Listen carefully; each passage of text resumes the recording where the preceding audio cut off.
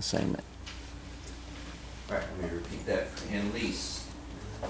Session 6 from the Magician's Nephew has some questions that cannot be answered until you've read chapters 11 and 12.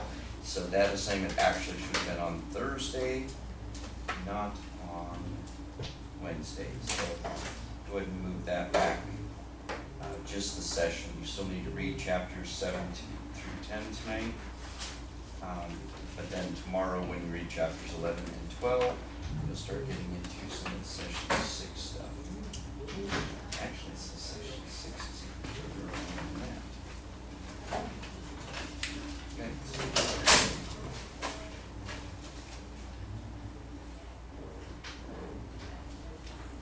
Session 6 actually says chapters 13 to 15, so really that one should be moved all the way to the Friday, it looks like.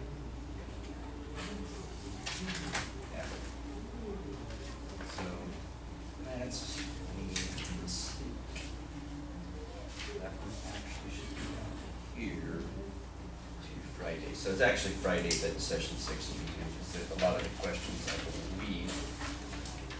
Am I looking at the wrong thing? Make sure I see this right.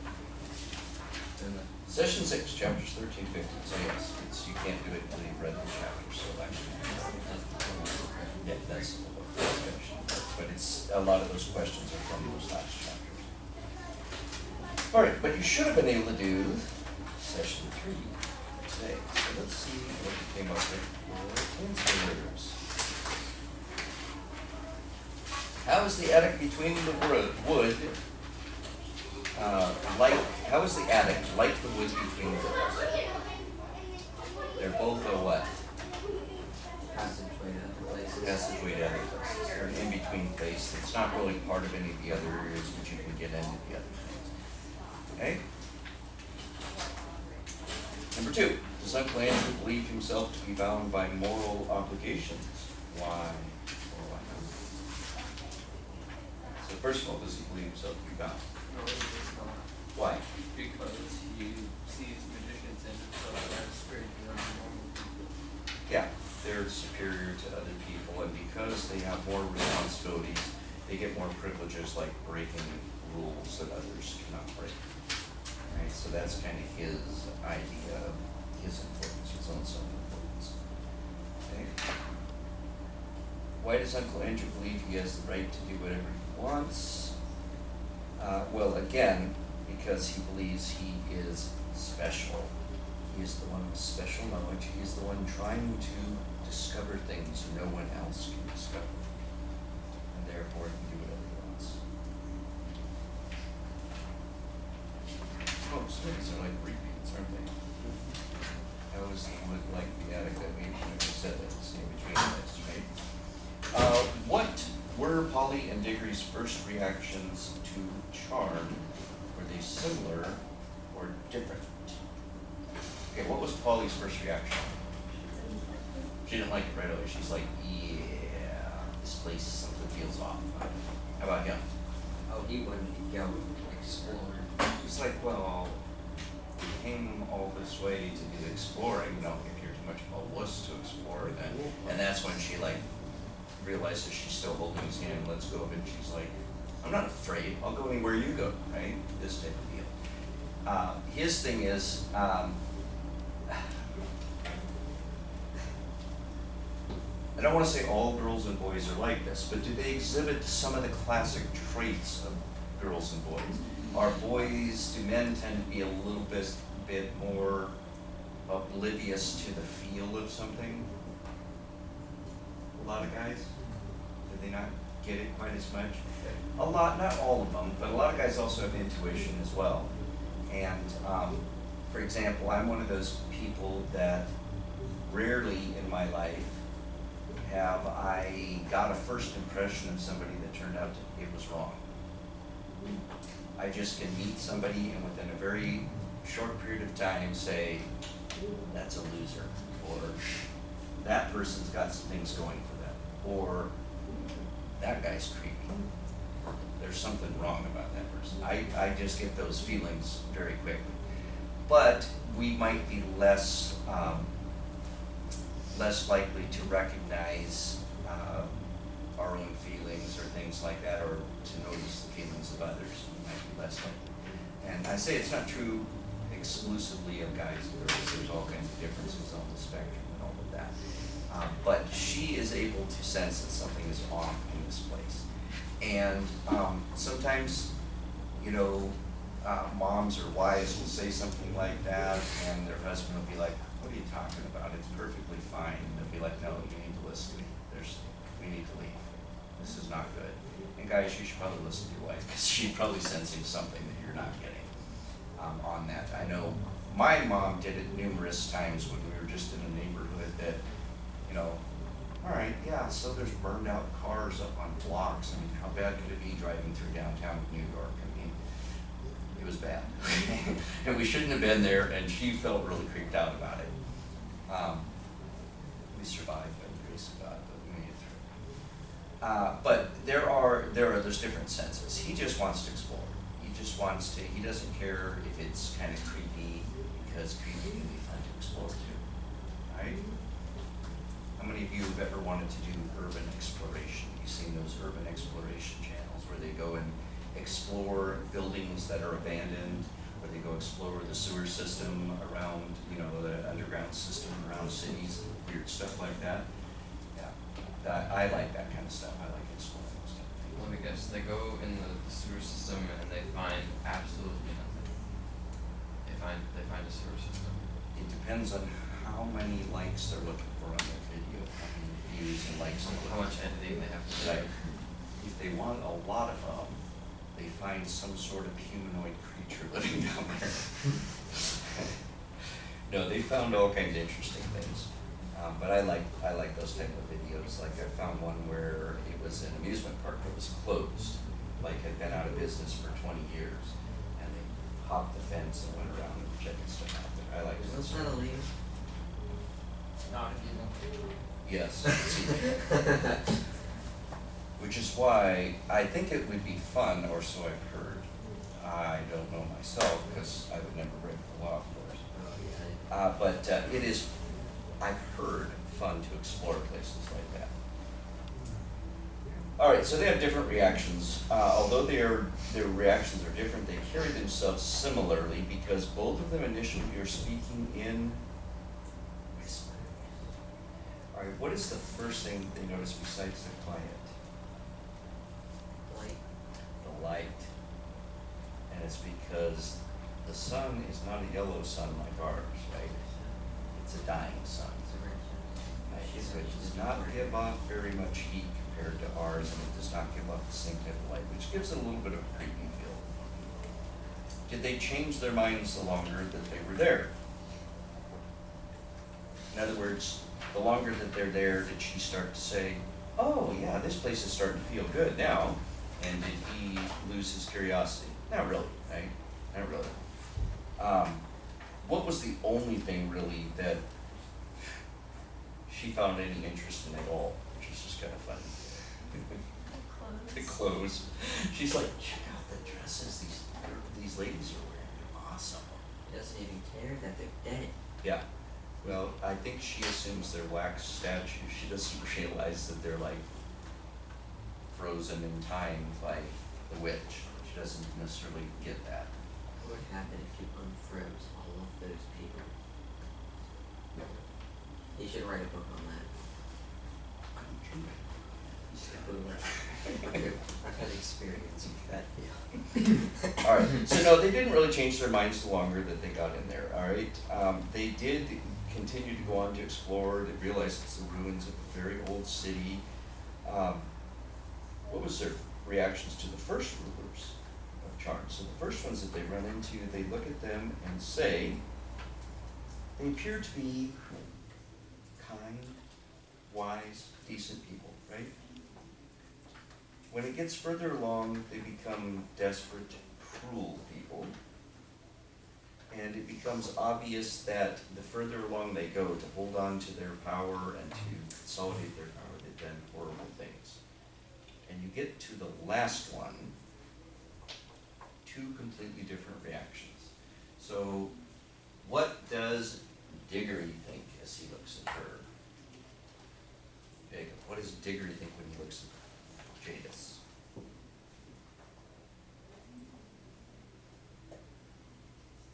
What does he think of her appearance?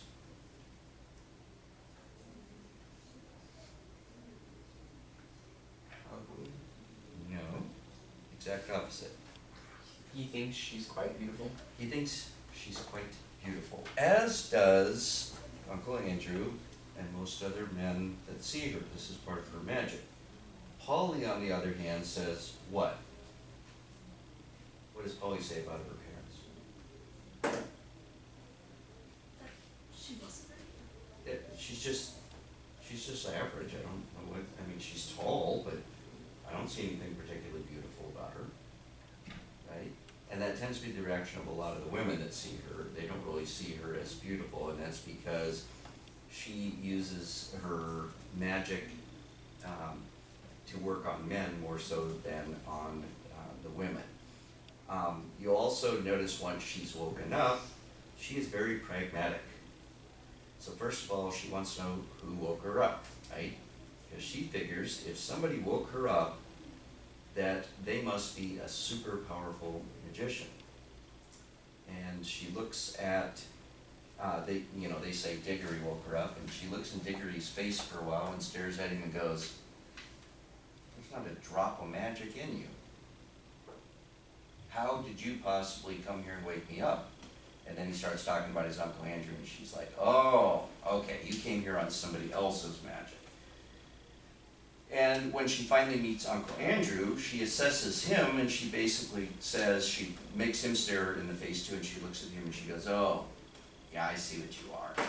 You're one of those pull a rabbit out of a hat type magicians. Your kind was put an end to 1,000 years ago in my world. But here, I'll let you be my slave." So she basically completely ignores anyone that doesn't serve her any value. As a matter of fact, does she even respond to questions from Polly? She got no use for Polly whatsoever. No use for Polly. And once they get back home, does she have any use for Diggory? No. And it's all Uncle Andrew. All right.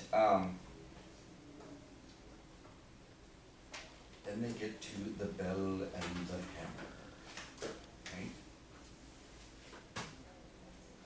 This woman, as I said, was the last in the hall, but there were plenty of chairs behind her, as if the collection as if the room intended for a much larger collection of images. And he wants to know the story behind this, but in the middle of the room is not a table, it's a square pillar 4 feet high, and on it is a little golden arch from which there hung a little golden bell, and beside it a little golden hammer to hit it. I wonder, said Diggory. There seems to be some writing here, said Polly, stooping down and looking at the side of the pillar. By gum, so there is. But of course we won't be able to read it. Shan't we? I'm not so sure, said Polly. They both looked at it hard, and as you might have expected, the letters cut in stone were strange. But now a great wonder happened, for as they looked, though the shape of the strange letters never altered, they found suddenly they could understand them. All right, because it's an enchanted room, right? So what does it say? Make your choice, adventurous stranger, strike the bell and bide the danger, or wonder till it drives you mad, what would have followed if you had? And Polly immediately says, "No fear, we don't want any danger." And of course he's like, "It's no good now. Don't you see? We'll always be wondering what would have happened. I'm not going to go home to be driven mad always thinking about that." Don't be so silly. Nobody would go crazy from that, right? And he says, "That's the magic of the place, see? I can feel it beginning to work on me already." And she's like, "Well, I don't, and I don't believe you do either. You're just putting it on, or pretending." And then, of course, they have to get nasty. "That's all you know," said Diggory. "It's because you're a girl. Girls never want to do anything but gossip and rot about people getting engaged. Never want to know anything but gossip and rot about people getting engaged." And that's where she gives him the first, "You looked exactly like your uncle when you said that. Why can't you keep to the point? What we're talking about is," "Oh, how exactly like a man," said Polly in her very grown-up voice. But then she added hastily in her real voice, "But don't say that I'm just like a woman or you'll be a beastly copycat." I should never dream of calling a kid like you a woman. So they have to get all nasty to each other, right? What does he end up doing when she tries to stop him from ringing the bell? He actually basically twists her arm behind her back and then picks up the hammer with the other one and strikes it. So he actually ends up like assaulting her basically, hurts her in order to ring this stupid bell. And they thought it was all over. But then Jadis has woken up. All right, so Queen Jadis, why is there nothing else alive except for Queen Jadis? She froze them all. Okay, and she spoke the deplorable word and did more than froze them all. She's frozen her ancestors and whatnot all, and she turned some people to stone. But here she speaks the word that kills not just human life, or whatever she is, but all life on the planet. There's not a bug left alive, there's not a bacteria, there's nothing. So her sister and her were fighting, and her sister finally overpowers her with the armies, and she marches in and she says, "Victory." Jadis says, "Yes, but not for you." And then she speaks the deplorable word and snuffs it everywhere. Yeah. So what happens if you like accidentally say the word like with a lip slur or something? Like just completely unavoidable. You accidentally Or kill. if it was a word like onomatopoeia, it's so big you wouldn't accidentally say it. I believe, yeah, it's not the type of word you'd accidentally say, number one, and number two, I'm not sure just anyone could speak it. I think you had to have some power of your own. I think you'd have to have some power of your own. All right.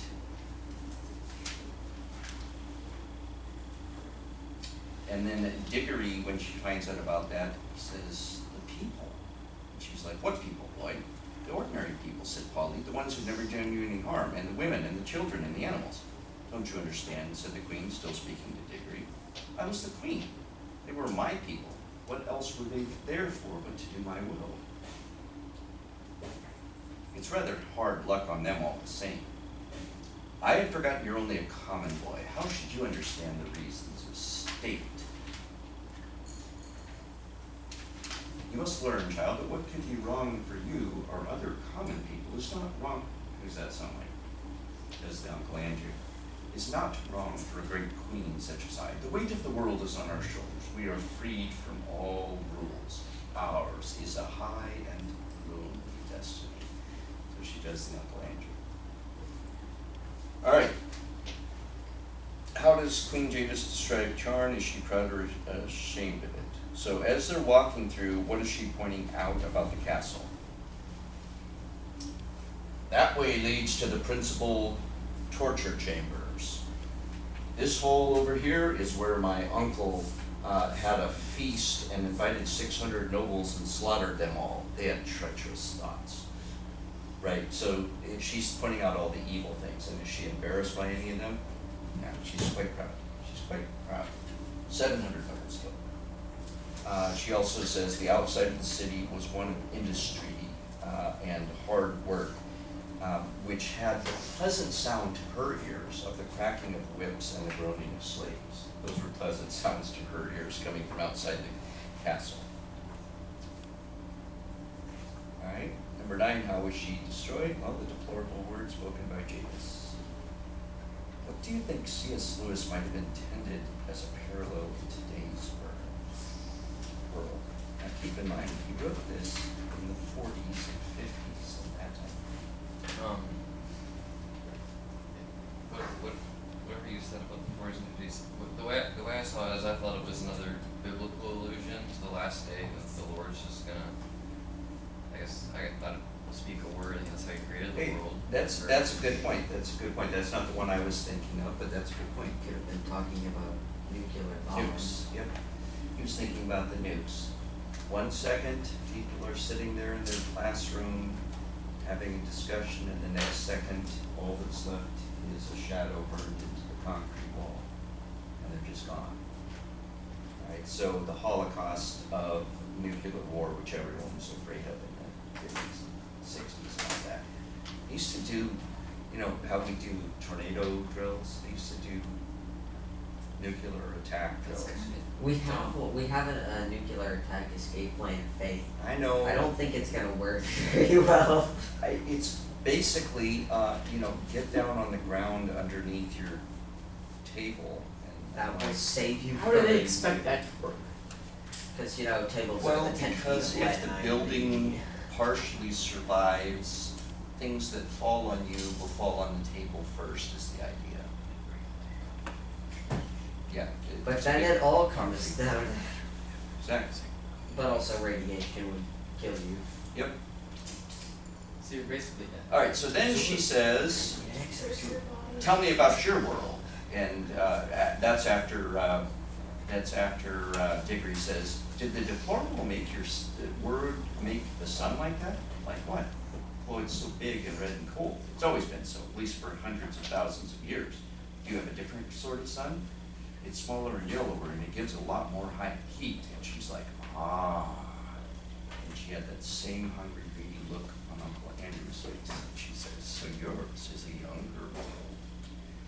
All right. You can see lots of comparisons between Uncle Andrew and Jadis. They both see themselves as above common people, not controlled by rules. They both have a hungry, greedy look on their face at different times. When they get to the main gates of her palace, what does she do to let them out? Explodes it. Yeah, she makes a motion like she's throwing something at the gates, and they waver and then fall into a pile of ash. And then she turns and says, "Is your uncle got power like this?" And he's like, yeah, sure, of course he does. Then she says, let's be going, it's cold here at the end of the ages. Going? Going where? Well, to your world, of course. You're like, no, London? No, you wouldn't like it there. You don't want to go to London. Well, obviously, why else were you sent here if it was not to fetch me? And he's like, I don't think you would like our world. It's not your sort of place, is it, Polly? It's very dull, not really worth seeing at all. It will be worth seeing when I rule it, said the queen. Oh, you can't, it's not like that. They won't let you. And she's like, many great kings thought they could stand against the house of Charm, but they all fell. All right. So they also then discover something. They try to ditch the queen, right? They try to ditch the queen, and they discover something else about the rings. Do you have to be wearing a ring or touching it personally in order to be transported by the power of the ring? No, you could be touching somebody who is touching the ring. So they think, while the queen is basically calling Polly a brat and pulling her hair, that would be a good time to put their rings on, and they would be able to disappear and leave her behind. But not only do they transport through, but Polly can still feel her pulling her hair all the way through too. What's the queen like when she gets the wood between the worlds? Yeah. She's weak and pale. Weak and pale. Right? Not beautiful, not strong. She's weak. She basically feels like she's like dying when she's there. And Polly yells, "Quick, Diggory, change rings and get into the home pool." And she yells out, "Help, help, mercy, take me with you. You cannot mean to leave me in this horrible place. It's killing me." And Polly says, "It's reasons of state, like when you killed all those people in your world." But then he pauses, right? And as he pauses for a second before they jump in, she reaches out and catches him by the ear. I think she hit him by the ear instead of like the foot. Well, they're going. What does Diggory think of Uncle Andrew when she sees him next to Queen Jadis? Yeah. It's very shrimpy. He's pretty shrimpy. He's like, him a magician? Not much. Now she's the real thing. Now, what they had seen on Charn is she has the power to vaporize steel, iron doors, right? Huge doors. They assume that she still has that power when she comes to London, right? So when she takes off with Uncle Andrew, all that Diggory's thinking about the whole time is she's probably out there turning policemen into piles of dust and ransacking Buckingham Palace as we speak. He doesn't realize she doesn't have her magic anymore. What she does have is superhuman strength, because she's still like she's huge, right? She's huge. So how is she different in each of these places? Well, in Charn, she's got all this powerful magic that she can do. She has no power of any kind, not even physical strength in the wood. When she gets to London, she is, she has physical strength, she's still beautiful. The children observe that she's even more tall and more beautiful and more magnificent than she was in her own world, because there's just nothing like her in our world. But she does not have the ability to nuke things. She does go on a little bit of a rampage, and when she comes back again, what does Uncle Andrew think every time she disappears?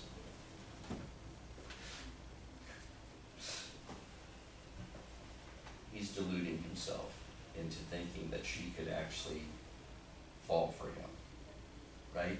So every time she's not around, he's looking in the mirror at himself, putting on his nice clothes, and she's like, you're a very well preserved gentleman, Andrew, my boy. And she's what does he keep saying? A darn fine woman, but he says a different word, right? So in other words, he is convincing himself that, hey, you're a pretty good looking fella. She's a magician, I'm a magician. I think we get married and rule the world. Sounds like a good idea. And she's like, I'll permit you to be my slave and live, but that's about it, right? She doesn't have any interest at all in him. How is C.S. Lewis comparing Uncle Andrew to Jason? They do have a lot of similarities. They both think they're above the rules. They both talk about high and, high destinies and so forth, high and lonely destinies and high and lonely situations. And they both are incredibly self-centered and selfish, right? They both kind of fall into that type of a understanding.